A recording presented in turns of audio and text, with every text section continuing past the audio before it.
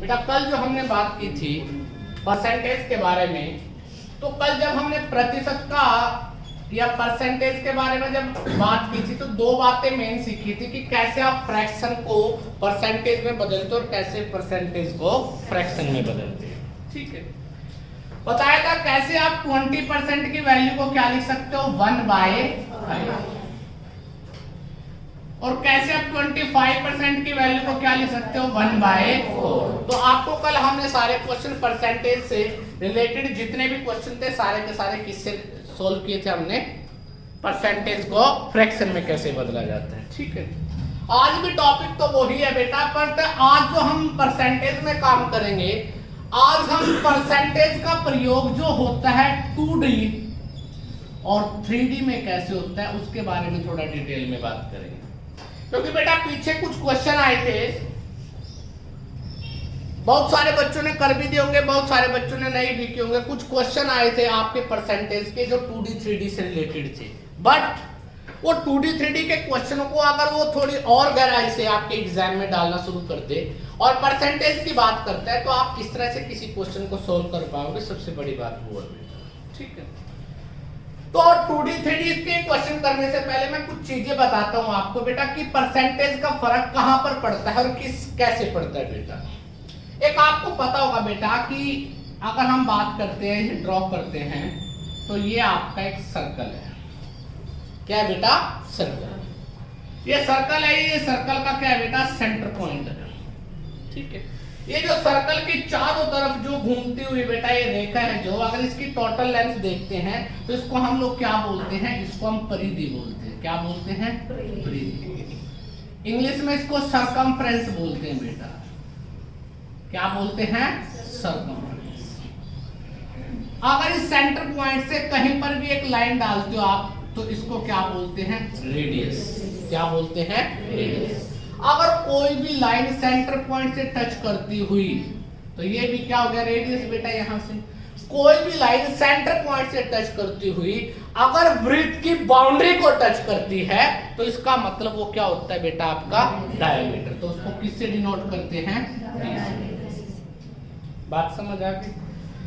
तो सरकमफ्रेंस, जब हम सरकमफ्रेंस देखते हैं तो सरकमफ्रेंस का जो फार्मूला होता है वो क्या होता है? 2πr। ठीक है, अच्छा अगर मैं इस सर्कल को थोड़ा और छोटा बना देता हूं, मान लो ये बना देता हूं, तो बेटा ये r थोड़ी और छोटी हो जाएगी। अगर मैं इस वाले का आपसे कह देता हूं कि इसकी सरकमफ्रेंस ज्ञात कीजिए तो आप लोग क्या कहोगे कि 2πr। देखो 2π यहां भी था, यहां भी था, तो इसका मतलब सरकमफ्रेंस किस पे डिपेंड कर रही है? 2 और पाई क्या हो गए? कांस्टेंट वैल्यू है। 2 भी वैल्यू क्या बेटा? कांस्टेंट, और पाई भी क्या है? कांस्टेंट। किसी भी सर्कल का निकालोगे, बड़े सर्कल का निकालोगे, छोटे का निकालोगे, कुछ भी निकालोगे, तो बेटा यहाँ पर 2 भी और पाई भी एक आ गए बेटा कांस्टेंट। तो सरकमफ्रेंस किस पे डिपेंड कर रही है? r की वैल्यू क्या? अगर r छोटा है तो सरकमफ्रेंस भी छोटी होगी, अगर r बड़ा है तो सरकमफ्रेंस भी बड़ी होगी। तो मैं क्या कह सकता हूं, जो सरकमफ्रेंस है वो बेटा डायरेक्टली प्रोपोर्शनल है किसके? r। अगर r डबल होगा तो परिधि भी क्या होगी? डबल। और r के साथ साथ बेटा अगर हम बात करते हैं 2πr, अगर मैं इस 2r की बात करता हूं, r प्लस r क्या होता है? d, diameter. अगर मैं इसको लिखता हूं पाई d, लिख सकता हूं बेटा। तो इसका मतलब ये किस पे डिपेंड करती है? Circumference directly proportional to radius, और ये किस पे करती है? बात समझ आ गई बेटा? तो मेरा कहने का अर्थ क्या है, अगर आपके क्वेश्चन में कहीं पर भी अगर आपका क्वेश्चन में क्या आ जाए बेटा कि रेडियस कम हुआ, ज्यादा हुआ, तो बेटा वो परिधि पर या सरकमफ्रेंस पर क्या इफेक्ट डालेगा, बात उससे पूछता है। तो हमें क्या पता लगा कि सरकमफ्रेंस का, रेडियस का और डायमीटर का बेटा हमारा क्या है बेटा? डायरेक्टली प्रोपोर्शनल है। मतलब अगर बेटा सरकमफ्रेंस मान लो r क्या है? 2 है, तो बेटा 2 मल्टीप्लाई होगा। अगर r क्या है? 4 है, तो इससे डबल हो जाएगा सरकमफ्रेंस भी बेटा। मतलब सरकमफ्रेंस डायरेक्टली प्रोपोर्शनल होता है किसके बेटा? रेडियस के। बात समझ आ गई? जितना रेडियस बढ़ेगा उतनी ही सरकमफ्रेंस आपकी इंक्रीज होगी। ठीक है। अगर बाय चांस बेटा सरकमफ्रेंस मान लो आपकी 20% इंक्रीज हो जाती है, कितने परसेंट इंक्रीज होती है? 20%। तो आपकी बेटा रेडियस भी 20 ही इंक्रीज हुई है, डायमीटर भी 20 ही इंक्रीज हुआ है। या आपको इनडायरेक्ट वे में क्वेश्चन में बोल दे कि आपके किसी कोई सर्कल है, अगर उसकी त्रिज्या को 40% कम कर दिया जाए तो बेटा उसकी परिधि भी क्या हो जाएगी? 40% कम हो जाएगी। ये बात समझ आ गई? पता लग गया? अब दूसरी बात इसमें आती है बेटा एरिया। क्या आता है? एरिया। एरिया का जो फार्मूला होता है वो क्या होता है? पाई आर स्क्वायर। देखो बेटा जब तक आपको इसके बेसिक फार्मूले नहीं पता होंगे तब तक आप इसके बारे में आंसर नहीं निकाल पाओगे। तो बेटा पाई की वैल्यू क्या है? 22/7 कांस्टेंट है। सो बेटा एरिया किस पे डिपेंड करता है? आर पर। और आर का भी क्या है? स्क्वायर। अगर मैंने तुम्हें कह दिया कि किसी भी स्थिति में मान लो कोई स्थिति है, आपको पता है कि मान लो 20% आपकी क्या है? रेडियस जो है बेटा, वो जो रेडियस है वो इंक्रीज हो गई। कितनी इंक्रीज हो गई? 20%। तो 20% का मतलब क्या होता है? 1/5। तो 5 से कितनी हो गई? 6। तो मैं स्टार्टिंग में जब बात करता हूं इनिशियल और फाइनल, स्टार्टिंग में रेडियस कितनी थी? 5। तो ये कितनी है? 6। अगर आपसे ये कह दे कि रेडियस इंक्रीज हो गई 20%, तो एरिया में कितना फर्क पड़ेगा? कितने परसेंट एरिया क्या होगा? बढ़ेगा। तो एरिया किस पे डिपेंड करता है? आर स्क्वायर पर। आर कितनी थी पहले? 5। ये कितनी थी? 6। तो 5 का स्क्वायर क्या होगा? 25। इसका स्क्वायर और 6 का स्क्वायर क्या हो जाएगा? 26। तो कितनी बढ़ गई? 11। किससे बढ़ी? 25 से। तो इनटू में 100। तो इसका मतलब कितनी बढ़ गई बेटा? 44%। कितनी बढ़ गई? 44%। बात समझ आ रही है? मेरा कहने का मतलब क्या है, अगर आप लोगों को ये पता लग गया बेटा कि जो परिधि है, जो क्या है बेटा?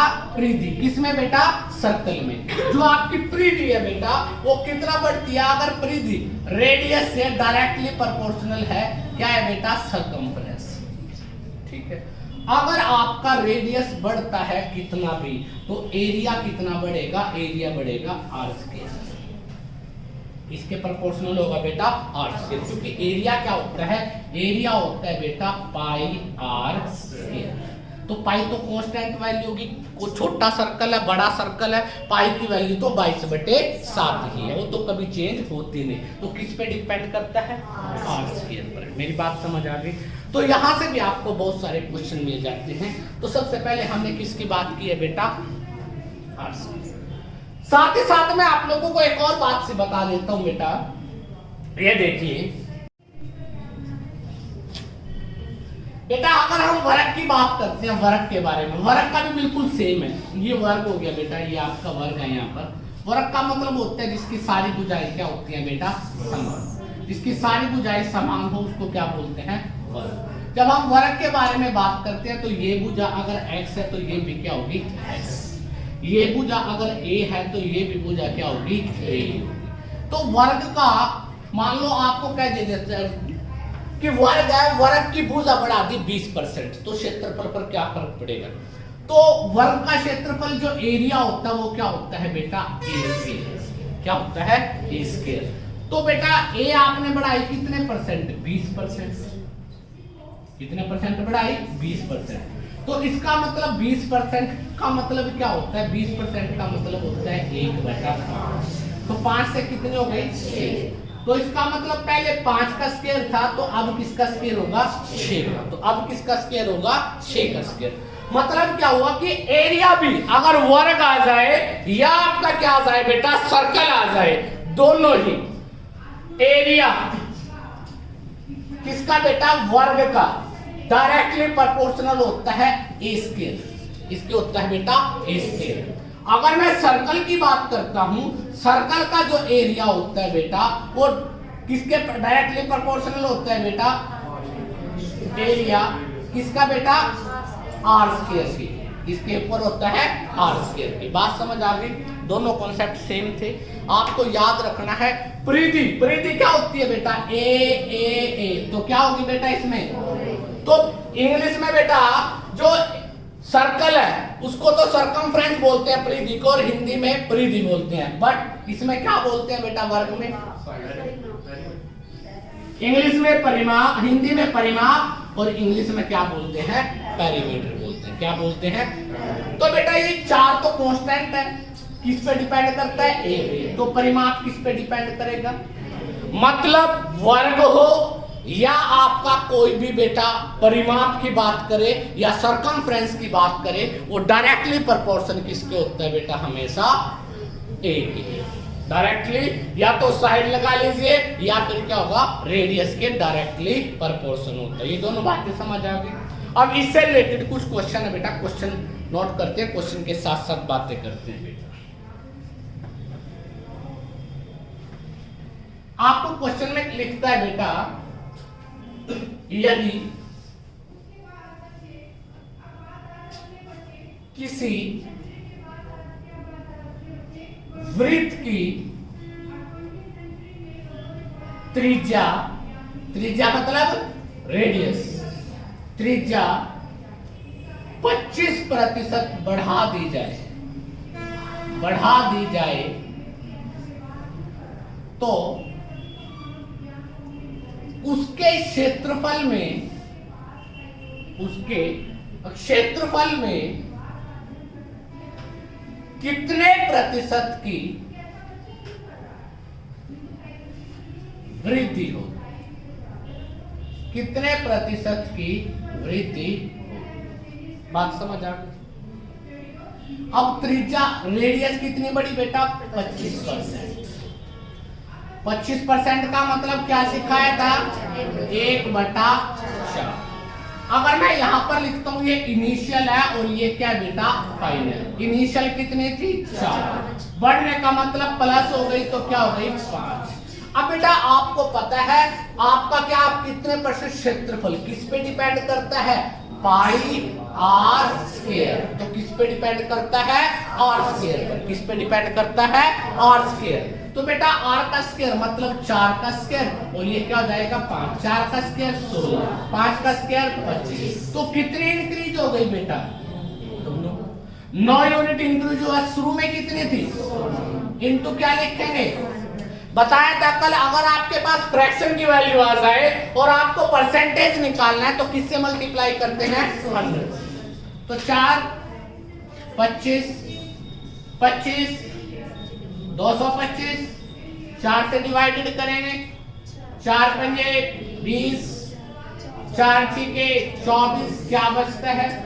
तो इसका मतलब एरिया में कितना इंक्रीमेंट होगा बेटा? 56 × 1/4%। बात समझ आ गई? कर सकते हो बेटा।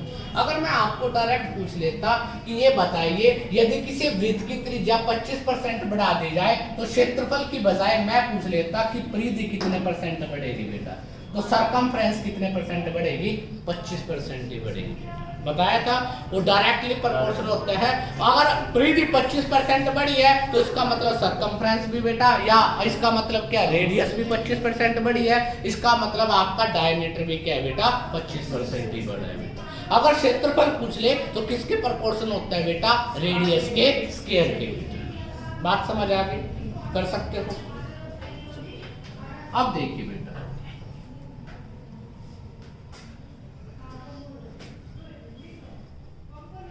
अगर आपको क्वेश्चन ये पूछ लिया जाए, यदि किसी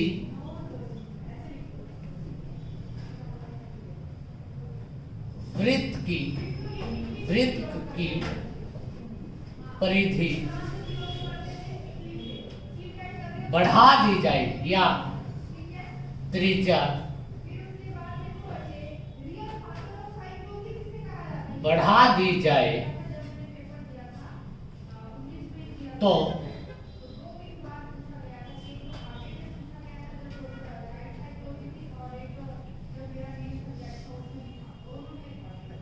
प्रारंभिक और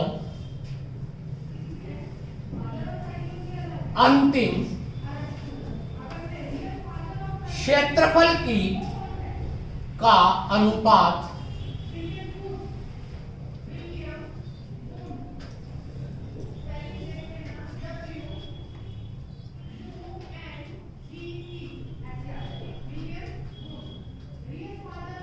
क्षेत्रफल का अनुपात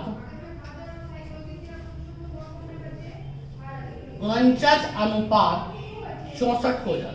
कितना हो जाता है? 49:64। अब क्षेत्रफल की रेशो दे दी। क्षेत्रफल की रेशो किस पे डिपेंड करती है? आर स्क्वायर पर। तो बेटा इनिशियल क्या था आपका? इनिशियल और फाइनल, ये एरिया है बेटा। और ये क्या है? 49 और ये क्या है? 64। ये 49 और 64 किसका है? आर स्क्वायर बेटा। आर स्क्वायर की वैल्यू 49 है तो आर की वैल्यू क्या होगी? 7। यहाँ पर आर की वैल्यू क्या होगी? 8।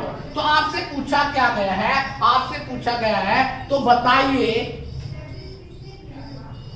बताइए त्रिज्या में कितने प्रतिशत की वृद्धि? तो बताइए त्रिज्या में कितने प्रतिशत की वृद्धि हुई? तो त्रिज्या कितनी बढ़ी? 7 से 8। तो कितनी बढ़ गई? 1 बढ़ी बेटा किससे? 7 से। तो इसका मतलब 14 सही 2/7। तो आपको क्वेश्चन दोनों तरह से दे सकता है। अगर आपको एरिया की रेशो पूछे तो आप लोगों ने बेटा स्क्वायर करना है। अगर एरिया दिया है और त्रिज्या पूछ ले तो आप लोगों ने क्या कर देना? उसका वर्ग। क्या करेंगे? वर्ग। तो इसका मतलब आपने एरिया निकालने के लिए, त्रिज्या की रेशो निकालने के लिए क्या किया? 49 का क्या कर दिया बेटा आप लोगों ने? वर्ग किया। तो इसका मतलब ये क्या आ गया? 7 और 8। किसी बच्चे को दिक्कत, कोई ऐतराज? कर दोगे बेटा? अब उसके बाद नेक्स्ट छोटी सी एक बात मैं लिख रहा हूं और आप लोग कोशिश करना सोचने की कि क्वेश्चन का अर्थ क्या है। एक क्वेश्चन आया था पीछे आपके एग्जाम में बेटा, कहता है एक बेलन है,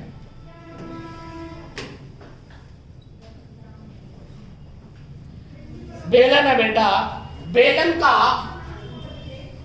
बेलन की त्रिज्या, हिंदी में इंग्लिश में दोनों में सिखाऊंगा आपको। बेलन की त्रिज्या 33 सही 1/3% कम कर दी गई तथा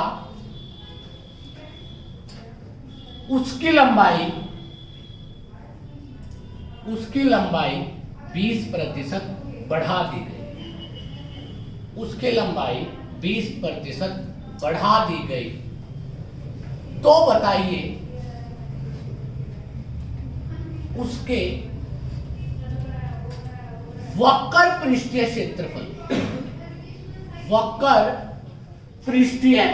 क्षेत्रफल में कितने प्रतिशत परिवर्तन होगा? तो उसके क्षेत्रफल में कितने प्रतिशत परिवर्तन होगा? ये जो वक्र पृष्ठीय क्षेत्रफल होता है इसको इंग्लिश में बोलते हैं कर्व्ड सरफेस एरिया।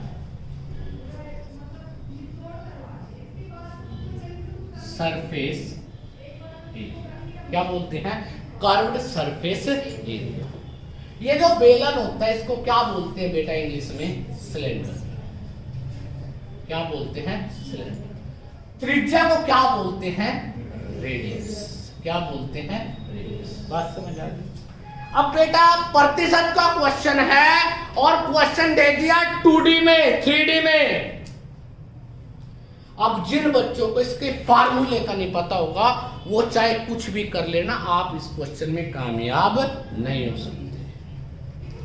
अब वक्र पृष्ठीय क्षेत्रफल की जब हम बात करते हैं तो बेटा वक्र पृष्ठीय क्षेत्रफल की अगर बात करें तो उसका जब तक आपको एरिया का फार्मूला नहीं पता होगा बेटा तब तक आप उसमें कुछ भी नहीं कर सकते। अब एरिया क्या होता है उसका? 2πr। तो बेटा जब तक आपको 2D 3D का बेसिक नहीं पता होगा तब तक आप कुछ भी नहीं कर सकते। बेटा 2 और पाई तो हर जगह यूज होगा, ये तो कांस्टेंट वैल्यू है, इसमें तो कोई चेंज नहीं। किस पे डिपेंड करेगा? r पर और s पर, और दोनों के बीच में क्या है?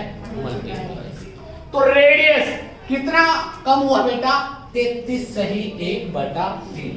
अगर मैं आर की बात करता हूं, आर आपका 33 सही 1/3% कम हो गया, मतलब 1/3 कम हुआ, मतलब initial value final value radius की 3 और ये क्या हो जाएगी 2।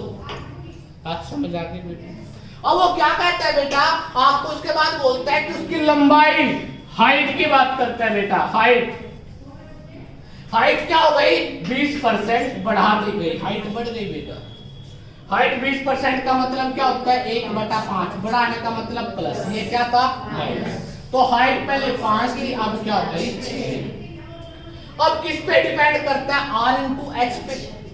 किस पे डिपेंड करता है, जब तक आपको ये नहीं पता होगा कि उसका फार्मूला क्या है, तब तक आप इस तरह के क्वेश्चन को निकालने में सक्षम नहीं हो। तो 5 क्या होते हैं 15 और 6 दूनी, तो इसका मतलब इसका एरिया कितना पड़ता 15 यूनिट, तो इसका कितना बनता 12। ठीक है, मतलब अगर आप ये लगाते 2 पाई इंटू में 15, 2 पाई इंटू में 12, तो पाई से पाई कैंसिल, रेशो क्या बन जाती 15 इंटू, मतलब डिपेंड किस पे करता बेटा 15 और 12। तो बेटा पहले एरिया 15 था, अब एरिया 12 है, तो इसका अर्थ क्या हुआ 3 कम हो गया। अगर ये 3 यूनिट कम हुआ, किससे हुआ बटे 15, तो 1/, और इसका मतलब होता है 20% कम। इसका मतलब क्या होता है 20% कम। बात समझ आ गई, पता लग गया। परंतु आपको जब तक ये नहीं पता होगा कि सिलेंडर का जो एरिया होता है उसका फार्मूला क्या होता है, क्यों, क्योंकि वो आर है या आर स्क्वायर है या क्या चीज है, जब तक आपको नहीं पता होगा तब तक आप उसमें कुछ भी नहीं कर सकते बेटा। I hope you can do, कर सकते हो आप लोग बेटा। बात समझ आ रही है सबको। अब देखिए दूसरी बात, अगर मैं सेम क्वेश्चन करता हूँ, सेम क्वेश्चन कुछ भी चेंज नहीं करता, यहाँ पर मैं थोड़ा सा अलग चीज पूछ लेता हूँ, आपसे पूछता हूं, तो बताइए उसके आयतन में, किसने बेटा आयतन में, आयतन का मतलब होता है वॉल्यूम। क्या मतलब होता है वॉल्यूम। तो उसके आयतन में कितने प्रतिशत परिवर्तन होगा, उसके आयतन में कितने प्रतिशत परिवर्तन होगा। बात समझ आ रही है बेटा। ये टिपिकल में आता है, ये बच्चे छोड़ के चले जाते हैं, आप लोग ध्यान से सीख लो। अभी की बार 2021 में एग्जाम मेरे याद नहीं है कौन सा है, इसमें वक्र पृष्ठ के बारे में क्वेश्चन आया हुआ था। जब तक आपको इसका नहीं पता होगा, अब जब तक आपको वॉल्यूम का नहीं पता, वॉल्यूम क्या होता है वक्र पृष्ठ का बेटा पाई आर स्क्वायर एच। तो पाई तो कांस्टेंट वैल्यू होगी, तो किस पे डिपेंड करता है आर स्क्वायर पर, और किस पे डिपेंड करता है एच पर। तो आर में कितना परिवर्तन हुआ 33 से 1/3% कम। 33 इंटू 1/3% क्या हो गया डिक्रीज, मतलब 1/3 कम हो गया। तो मैं रेडियस में लिख सकता हूं, पहले 3 था तो अब कितना हो गया 2। और हाइट में अगर देखें तो हाइट में परिवर्तन कितने परसेंट हुआ 20%, मतलब 5 से क्या हो गया 6, 5 से क्या हो गया 6। कोई दिक्कत, अगर 5 से 6 हो गया, अगर 5 से क्या हो गया 6, तो यहां पर क्या चीज है आर स्क्वायर, मतलब इसका क्या करना पड़ेगा स्क्वायर, और इसका भी क्या करना पड़ेगा स्क्वायर। तो आर स्क्वायर का मतलब क्या आ गया 9, और 2 के स्क्वायर का मतलब क्या आ गया 4। तो 9 5 क्या हो जाते हैं 45, और 6 चौका क्या हो जाते हैं 24। इसका मतलब आप अगर ध्यान से देखो तो बेटा 9 5 45 और 4 6 24, जो वॉल्यूम 45 था वो कितना हो गया 24। तो कितना कम हो गया बेटा, हाँ जी ये 19 वाला कौन था 21/45 इंटू में क्या करते हैं 100। 5 पे काटेंगे 9 20, 3 पे काटेंगे 7, तो 140/3, 3 चौके 12, 3 छके 18, 2/3। तो क्या हुआ बेटा ये डिक्रीज, कितने परसेंट वॉल्यूम डिक्रीज हुआ 40 सहित 2/3%। डिक्रीज कितना हुआ 46 इंटू 2/3%। किसी बच्चे को दिक्कत, बात समझ आ गई। तो आपने बेटा 2-3 क्वेश्चन करने के बाद ये बात समझ आई होगी कि हमें किस तरह से क्वेश्चन को सोचना है। और सोच भी तभी पाओगे जब तक आपको इसके बेसिक पता होगा कि आयतन का फार्मूला क्या होता है, या आपको ये मैं डिटेल में करवाऊंगा इस टॉपिक के बाद। मैं 2D 3D ही करवा रहा हूँ आप लोगों को, 2 डायमेंशन 3 डायमेंशन के बारे में डिटेल में बात करेंगे इस टॉपिक के बाद, क्योंकि बेटा वहां से क्वेश्चन आने स्टार्ट हो चुके हैं बेटा। तो 2D 3D के बारे में बात करेंगे, परंतु इससे पहले बेटा जब प्रतिशत करते हो तो आपको इतनी बेसिक नॉलेज होनी चाहिए कि बेटा अगर सर्कल है तो उसमें बेटा रेडियस का क्या फर्क पड़ेगा एरिया पर, अगर वर्ग है तो उसमें क्या पड़ेगा, अगर आयत है, आयत के बारे में तो हमने कल किया था L/B, लंबाई गुना चौड़ाई, लंबाई बढ़ गई चौड़ाई बढ़ गई, दोनों का मल्टीपल, वो डायरेक्ट हम लोगों ने किया था। आज हमने क्या किया बेटा कि बेलन मतलब सिलेंडर में अगर इस तरह का क्वेश्चन आ जाए तो कैसे आप सोच सकते हो कि क्वेश्चन का आंसर कैसे निकाला जाएगा बेटा। I hope you can do, कर सकते हो बेटा, पक्का? कोई दिक्कत, किसी को एतराज?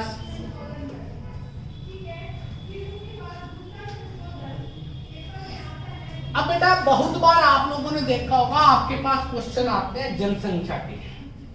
किसके आते हैं बेटा? जनसंख्या के क्वेश्चन आते हैं, पॉपुलेशन के क्वेश्चन आते हैं बेटा।